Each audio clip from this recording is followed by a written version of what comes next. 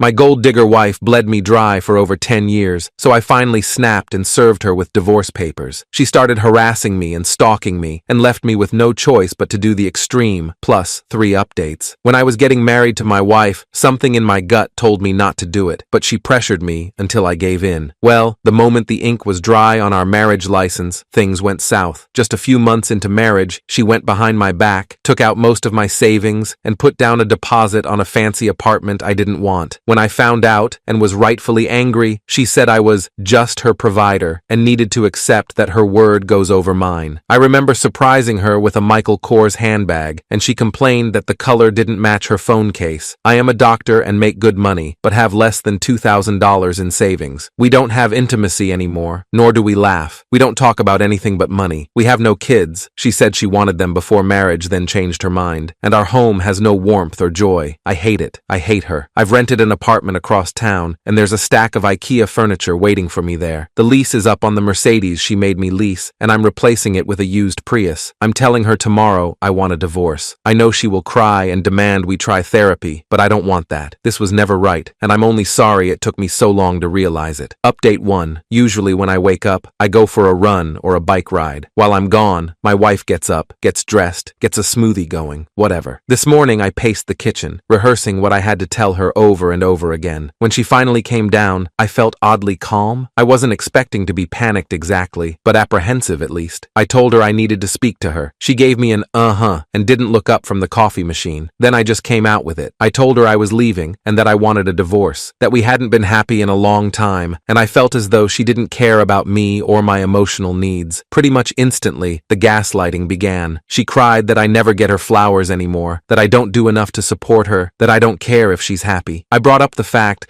that I suggested therapy over a year ago, and she agreed, but then made excuse after excuse not to go. I brought up the times she completely ignored the budget we worked on. I told her how it made me feel when she dismissed me when I tried to tell her how I was feeling. The crying escalated then, along with begging for a chance to make this right, to go to therapy, that she would be better. It went like I thought it would go, and I felt absolutely nothing. I don't care anymore. Whatever I once felt for her is just dead and gone, and she might as well have been a second cousin sobbing about her marriage for all the connection I felt to it. Eventually, I just got fed up and walked out. She has been blowing up my phone with calls and texts, which range from angry to begging to threatening. I started getting calls from her mother and mine too by the end of the day. I spoke briefly to my mother and calmly explained that I was sorry she didn't hear it from me, but my wife was sucking me dry financially and emotionally, and I couldn't do it anymore. She was surprisingly supportive. I'm currently in my new apartment. I unrolled the mattress in a box and went to Walmart for sheets. I ate Thai takeout for dinner at the kitchen counter and watched a bit of Netflix on my computer. I have everything I need for the next few days. My wife is getting served tomorrow. I keep expecting the sadness to set in, but it hasn't. I feel like 1,000 pounds are off my shoulders, and suddenly my future is full of possibilities. I'm going to travel. I'm going to try new restaurants. I'm going to take a job that actually makes me happy and proud instead of rich. Much to the internet's chagrin, I will ask out the barista that keeps hitting on me, because despite unpopular opinion, she is both age appropriate, it's her family's business, and I do have the interpersonal skills to recognize the difference between customer service and actual connection. Cheers, everyone. I'm going to have a beer and then take a walk around my new neighborhood. Update 2. I woke up in my new apartment. I felt like I had more room to breathe. The sun was shining through the window, and I didn't feel that familiar dread that I used to. I got dressed, just jeans and a t-shirt, and decided to go to that little cafe around the corner. It's the one with the wooden tables outside and the big glass windows. I thought it would be nice to have breakfast there and maybe see if the barista was working. When I walked in, the smell of fresh coffee hit me. It was warm and comforting. I saw the barista right away. Her name tag said Amy, and she smiled at me like she always did. I stood in line, ordered my muffin and coffee, and sat down to eat. A few minutes later, I heard a familiar voice, however. I turned around, and there she was, my wife. She looked furious. Her eyes were red like she'd been crying all night, and her hair was messy. People in the cafe were staring at her. My heart sank. This was going to be bad. "There you are," she yelled, marching right up to me. "I've been looking for you everywhere." "Amanda, what are you doing here?" I asked, trying to keep my voice calm. I noticed Amy glance over, her smile fading as she handed a drink to another customer. "What am I doing here?" she shouted. "I should be asking you that. You left me, and now you're just out here getting coffee like nothing happened?" People were definitely staring now. I felt embarrassed and angry at the same time. I didn't want to do this here, not in front of everyone, and especially not in front of Amy. Amanda, I'm just getting a coffee, I said, trying to keep my voice low. Can we talk about this later? No, we can't talk about this later, she yelled, her voice getting even louder. You're my husband. You're supposed to be at home with me, not here, flirting with some barista like a creep. I glanced at Amy, who looked uncomfortable. I felt like crawling into a hole. Amanda, stop, I said, still trying to keep calm. I'm not doing this right now. Oh, you're not doing this right now? She mocked, crossing her arms. Well, too bad, because I'm doing this right now. You owe me an explanation, and you're going to give it to me. I looked around the cafe. Everyone was watching. I could feel their eyes on us, and it made my skin crawl. I just wanted to get out of there. I'm not going back with you, I said firmly. I'm done. Her face twisted in anger. You think you're done? You don't get to just leave me like this. She reached out and grabbed my arm,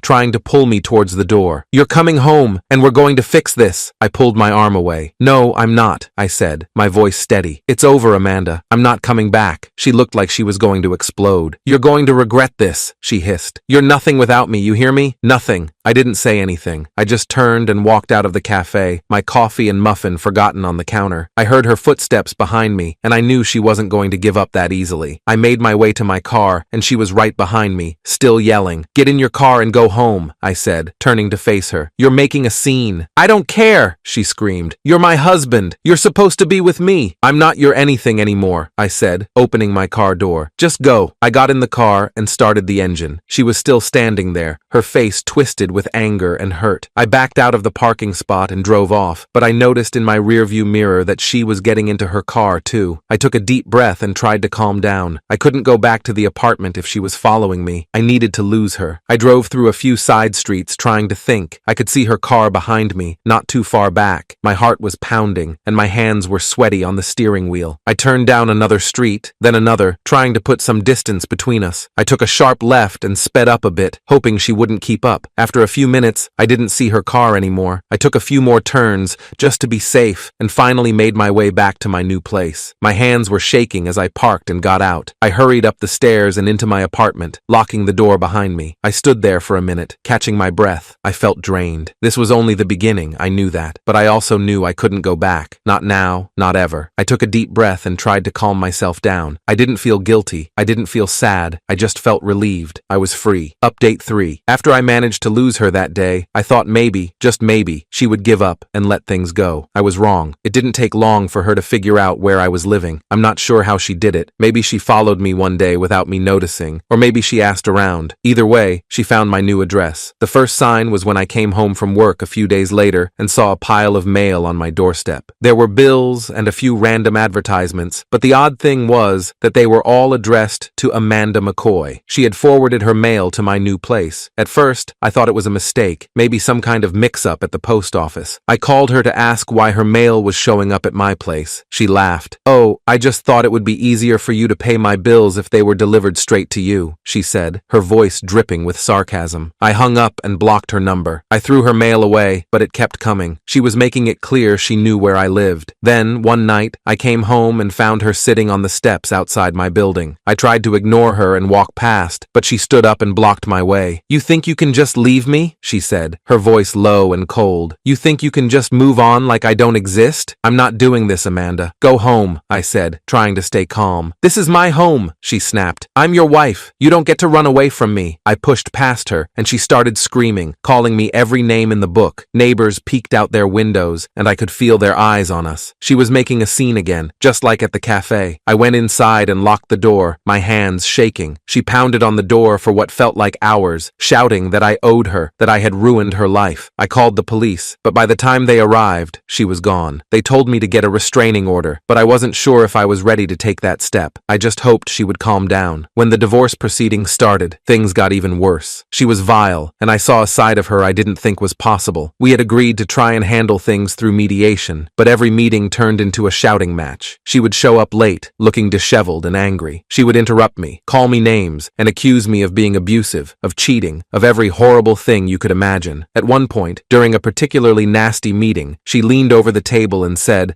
loud enough for everyone to hear, "You know, I've been thinking a lot about that vacation we took to Mexico. Do you remember that night when you got drunk and hit me?" I was stunned. I had never laid a hand on her. "What the hell are you talking about, Amanda?" I said, my voice shaking. "Oh, you don't remember? How convenient." She turned to the mediator and smiled sweetly. "He has a history of violence. I'm just saying, I don't feel safe." The mediator looked uncomfortable, and I felt like I was in a nightmare. She was lying, outright lying, and there was nothing I could do to prove otherwise. I knew then that she was going to drag this out, make it as painful as possible. It wasn't about the money or the apartment or anything else. It was about control. She couldn't stand that I had taken any of it back. The worst part was when she started showing up at my job. I work at a hospital, and she would come in pretending to be a patient, making a scene in the waiting room until security had to escort her out. She called my boss, telling him I was mentally unstable, that I had been abusing drugs, that I was a danger to my patients. None of it was true, but it was humiliating, and I could tell people were starting to talk. My boss called me in one day, concerned. He was kind about it, but he said I needed to get things under control. I knew he was right. The final straw came after the divorce was finalized. I thought things would calm down once the papers were signed, but I was wrong again. One night, I came home late and found her car parked outside my building. She was just sitting there, staring up at my window. I tried to ignore it, went inside, and shut the blinds, but it kept happening. Every night, she would be there, just sitting in her car, watching. Then, one night, I came home, and she wasn't in her car. I felt a weird sense of relief. Maybe she had finally given up. But when I opened my door, I found her sitting on my couch. I froze. I had no idea how she had gotten in. My heart was pounding in my chest. "What are you doing here?" I demanded. She stood up, a slow, eerie smile spreading across her face. "I still have a key, remember? I had forgotten to change the locks. Stupid." I backed up towards the door, ready to call the police. "Get out," I said, trying to sound firm. She just laughed. "Oh, come on. You don't mean that. We're meant to be together, you know that. You can't just run away from me. I'm serious, Amanda. Get out, or I'm calling the cops." She shrugged, then walked past me, her shoulder brushing mine as she went to the door. "Fine, I'll go. But this isn't over. Not by a long shot." I watched her leave, my hands shaking. I called the locksmith that night and changed the locks. The next morning, I went to the courthouse and filed for a restraining order. I couldn't take it anymore. I couldn't live my life looking over my shoulder, waiting for her to show up and ruin everything again. The process was long and draining. I had to document everything, every phone call, every visit, every time she showed up at my job. When we finally went to court, she sat there, acting like the victim, crying and saying she just wanted to work things out. But the judge saw through it. The order was granted, and she was barred from coming near me, my home, or my work. I thought that would be the end of it, but even now, I still see her car sometimes, parked down the street from my building or outside my office. She's careful not to get too close, not to break the restraining order, but I know she's still watching, waiting. It's a constant, nagging presence in the back of my mind, and I hate it. I hate that she still has this hold on me, even after everything. But I'm trying to move on. I've started going out again, seeing friends, trying to rebuild my life. It's not easy, and some days it feels like I'm just going through the motions, but I'm free, and that's something. I just have to keep reminding myself of that. I'm free.